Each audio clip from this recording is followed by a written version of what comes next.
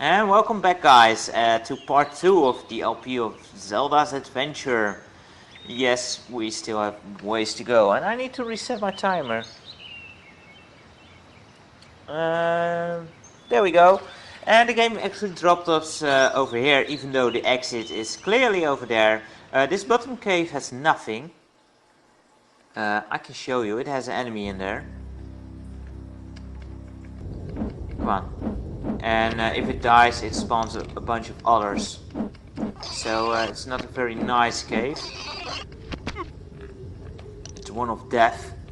But yeah, you get some rupees out of the deal, and that's nice because we'll need a ton of rupees. And this part is actually going to be a bit boring, unless you like horrible voice acting. Because I'll need to farm some rupees and collect some things and show you some bits of the overworld before we can actually go to the second shrine. One thing this game does do, and I do like the extra narrative, or the idea of extra narrative in the Zelda game, they give you a bit of a hint on where to go. Place of festival, that's actually a reference to the next dungeon. And they will often say where you can find stuff too, like the next place is to the north and such. One thing I do hate though is that they don't give complete hints. Like in the second dungeon there's an enemy which you can only kill with one particular item. Oh boy, and that item is all across the whole world map, pretty much. Come close, princess. I'll tell you a great secret. Yeah, she sounds all trustworthy, so what's the secret here? Hear me whisper. Trust no one with hair. Don't even trust me. I've stolen one of your lives.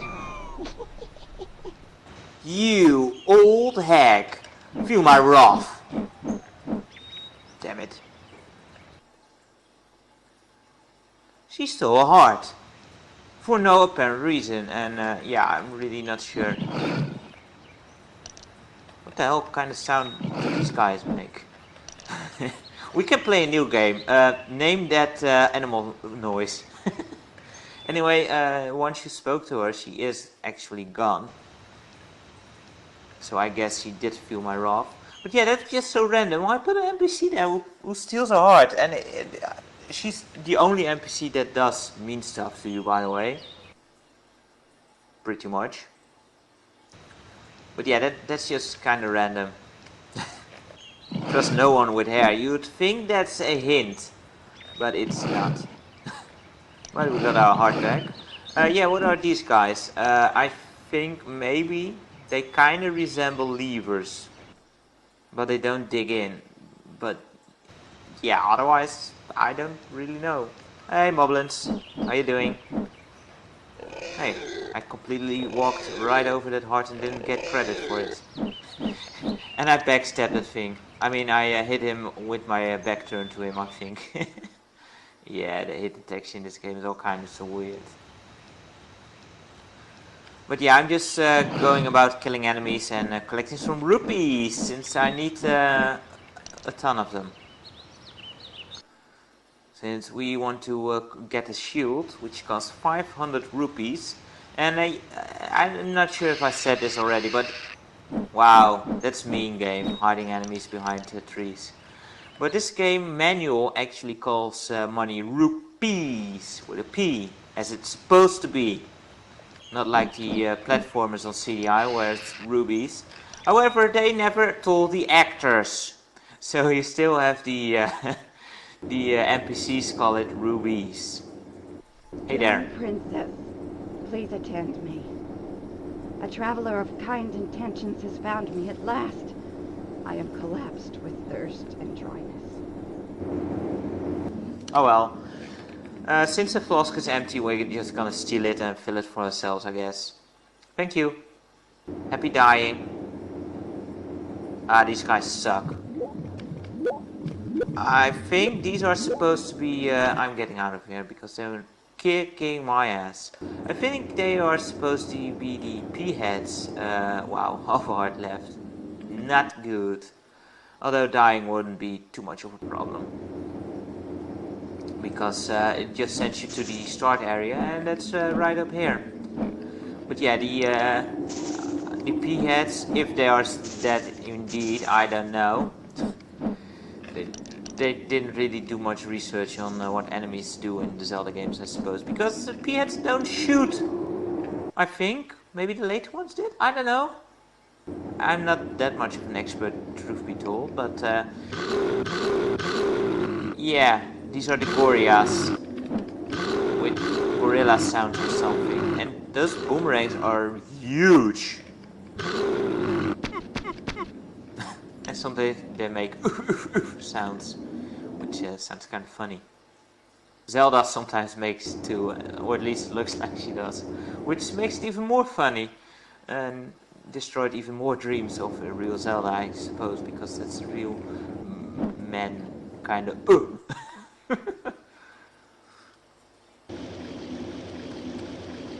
Hey, furballs or whatever you are. I don't know. You make sounds like those hay balls from westerns. Or snakes, actually. They sound like snakes. Really bizarre. In the first dungeon we got boots. Red fancy boots. And I'm not dealing with you guys because you suck. And boots allow you to cross streams in the game. It's not saying that it's only working on this stream, but yeah, that's it. If you don't have the boots, you cannot cross this water, so and you cannot advance to the northern regions of Ptolemaic. I can't believe they just called an Alucard like that. Just silly. But yeah, up here we find nothing, because it's one screen further. And I'm avoiding that shot. With the shield you can actually get off me. With the shield you can actually guard against those shots. Actually, any projectile is shielded. Your shield. Let me just take a break, take a deep breath, and then try again. With the shield you can guard against all projectiles in the game, except for the boss. There we go, that wasn't so hard, right? Oh, me a speech. And to guard you need to just stand still and don't do anything. Yeah, this fancy little face, which kind of looks nice actually. I like the design of some of the things in the game. But yeah, we fill the flask here, and it will appear there, which yes, it's weird, but it's not the worst. And we need to bring that back to the woman which was dying just then. It's supposed to be live water, I guess, but you cannot use it yourself. Kind of weird. We will run into other live water eventually, though, which we can use. Woo! I don't want to deal with you guys, because you guys suck, as I said before. And are not worth the trouble, because you take way too much life away from me. You're killing me. Anyway, just to show off here, there's a kind of weird... it's one screen further again. Let's just get out of here too, because I don't want to die. Not that it's much of a problem really, but it just takes time and I don't want to deal with it. And yeah, just get hit by one immediately after. That's great. The best way to deal with enemies is just stand still and let them come to you, but that doesn't work as well with those Goria bastards, because they have boomerangs. But, oh boy. Ah crap, he threw his boomerang. Anyway, I just want to show that screen. It kind of looked like, hey, stuff is gonna happen here, right? Because it has a giant rock in there, you figure, oh, I can just blow that rock up again. And now enemies have respawned again. That's kind of a pain. But on the other hand, it means more rupees for me. But yeah, that rock, it has no meaning whatsoever. It looks like you can do something there at some point, but nope. It has nothing. Oh, get off me. Also, let's talk about the dying sequence, because they got the spinning right, but the sound it makes is absolutely horrible. Maybe I'm actually not even that well heard when I die, because it's so obnoxiously loud. No, he didn't pick up the heart again. Weird hit detection. Anyway, there's a shop here, and we need to get that shield from it. Come here, bright young lady. I have a wonderful bargain for you. Take some Argum herb for free. Then look around. There's plenty to buy. With plenty, he means 2 items. Anyway, here's the candle, which we don't need because there's only one room where you can... well, there are 2 basically, but the second one is dimly lit for some reason. But we do want a shield, which costs 500 rupees, which we need to select and then buy it. That was a wise purchase, young princess. Thank you, I guess. A bit overpriced. But whatever. Let's get back the wand. A really big downside of this game, there's only 2 buttons they use. They don't make use of the 1+2 combination thing. What this means is that you can always only have 1 item at a time. And that's kind of annoying, especially when you see that you need to get out rupees to buy stuff and such. It's not the worst thing ever, but yeah, seeing how the other Zelda platformers have actually a way to use 2 items at a time, the sword and a extra item, this is kind of annoying. But oh well, what you gonna do? We can work with it. And now I need actually another 100 rupees, and then we can leave the starting area forever. Yeah, I told you this part is gonna be boring. Let's talk a bit about how this game and everything that drops is right on top of those trees. Great. Let's talk a bit about the impression most people have about this game, because yeah, I'm not falling for that again. You're behind the tree. Oh, you want to sneak up on me right there, huh? But yeah, most people have a kind of weird impression of this game that it's the best of the 3 games. In my opinion, it is actually the worst, because the other ones are far more fun and playable, and just better designed games. This one is very poorly designed in my opinion. But yeah, then again, most people only saw some footage from the Angry Video Game Nerd, I guess. And even though I do enjoy his stuff, it's really entertaining for the most part. I think most people take it way too serious and see it as true review material, which it is not. He has stated himself too, it's just entertainment. And for that it is great, but for review, not so much. Anyway, let's give her the water. Bless you, princess. You have saved the life of a weary old woman. I offer you these treasures. Thanks for the plural, but that's actually only 1. And it's a flask of wind. I hope she caught it, you know, for real in the wind and didn't just fart in it. I don't know. But yeah, anyway, to me this game is the worst built game.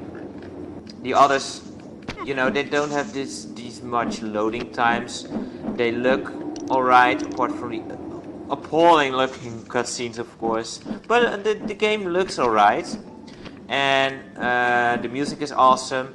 And once you get used to the controls and have a joypad or a gamepad, then it actually kind of plays alright too. And most importantly, it is built, designed in such a way as a Zelda game. I also can't fault them too much for making it a platformer, because they did at some point have the idea to make a top-down one, but Philips got down on them for that being too old. And we want new stuff. We are awesome. We are Philips. We want to push technology forward, so we can't do with old crap like top-down shit. Oh, fair princess, pity a suffering creature exiled from great Wimbish in the north. I ask only enough for a single meal for my children who hunger and are chilled by the wind. Well, I don't like beggars much, and especially not ones that was. Well, I guess you're exiled, so you're a criminal. Why should I pay you? Well, whatever. That's just. You will be blessed 1,000 times 1,000, fair princess. Ooh, 1,000 times 1,000. Awesome. And I get a useless item. Seriously, you'll never have a use for this one. As far as I know, at least. Maybe one enemy has a weakness to it, but I don't know it. But it looks kind of cool. It fires 4 shots, but it's so ridiculously weak. Even the smaller enemies take a ton of hits from it before they go down. How are we on time? Already 15 minutes in. Welcome to the Moblins Head Inn, my princess. You look dry. Have a cup of Andor cider on the house. Don't mind if I do. Alright, and I have a spell of calm to sell, but it will cost you 100 rubies. alright, see what I meant? They say rubies. But yeah, we do need this spell for a bit later in the game, so might as well pick it up now. That is wise beyond your years. The spell of calm will help you when you need it most. Use it well, and look after yourself on the lonely plain of Andor. Wise beyond your years. Yeah, whatever. This game tries a lot of fancy talking, riddling stuff, but most of the time it makes no sense. Anyway, let's talk to this fine looking fellow. Why spend a whole lifetime being defeated like me? Get it over with. Quit. Go home. Give up. Alright, maybe he's not that fine-spirited, but he does have a point. I think I'm gonna quit because, man, this game sucks. See you guys. Oh, well, okay, let's just talk to him again, see if he's changed his mind. I can see you're not one to surrender. All right, take this dagger from me. It may do you more service than it ever did me. Sweet, we got a dagger, which is the item of choice to kill wizards in this game. Yeah, don't ask. I'm so exhausted from my travels. If only I'd known to cross the chasm rift with the ladder, it would have saved me months. Thanks for your tip there, which wasn't very handy because the first dungeon needed it. We never need to use the stepladder again. You look like an honest maid. Sit a moment. It is said those who go deep into the earth learn to overcome the sins of greed. That may be true, but I do know this. A candle and a silver key can bring you bliss. Hurry on now, lass. Time's a-wasting. I love it. I love it. First of all, she calls Zelda a maid. That's awesome. Zelda's a schmecker, and you know, send her to prison. You're a princess for crying out loud. You own this country. Oh yeah, this does take place in Hyrule. You guys didn't know that, yeah? No. But apparently Tomelek is a area in Hyrule. Uh-huh. Yeah, didn't know either. But it's in the manual. Oh yeah, let's take this harp, which is kind of useless. The harp takes you back to the beginning of the dungeon. And we don't go through that cave because on the other side there's only death. Because enemies will kill you, they take like 2.5 hearts of you. And that's not nice. But yeah, that woman also gives some... oh, I thought both were dead. She also gave another very awkward, vague hint. A candle and a silver ring can give you bliss. And she said it in the most weirdest sentence. They say and then go on with, I do know this. It makes no sense. Just listen it back. She kills grammar there. Anyway, a silver key. Not in the game, so thanks for that tip, woman. Those moblins out there are so slow and stupid. They're still trying to eat their soup with a fork. Funny. Kinda scary too. Also, I didn't show that clear, but the sign that goes to the inn, it actually says Mobilin Inn. So they spelled Mobilin wrong, or is that a fancy way to spell it? I don't know. The game is a bit weird like that. But yeah, there's some funny stuff in the game to make fun of at least. To the right is more depth, we'll go there later, unfortunately. And eventually it goes to the depth that was at the other side of the cave. And there's more levers, I guess, and money. Sweet, we need money, so it's worth to kill everything and not use your spells.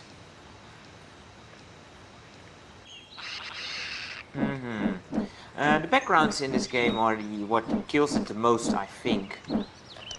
Because they do look nice, don't get me wrong, they look kind of pretty and are made up of textures from actual backgrounds. Actually, oh, here's a guy to talk. Hello there, miss. Watch how you go out in the meadows. They're full of levers and tight this time of year. Yeah, he calls them levers, so I guess those things are supposed to be levers. And yeah, these are never named, I think, but I guess they could be Mobies. I don't know. There are some birds in the Zelda game, so take your pick. But yeah, these are actually photographs from when the developers and staff went to vacation and such. I read that in an interview somewhere. It's kind of interesting fact there. But yeah, they are true color and they take a lot of memory to load, and it's actually what kills the other aspects of the game, because there's just no memory left to make a decent game out of it. So yeah, bad design choice there. Enemies, I think, are actually made out of claymation, which is kind of interesting.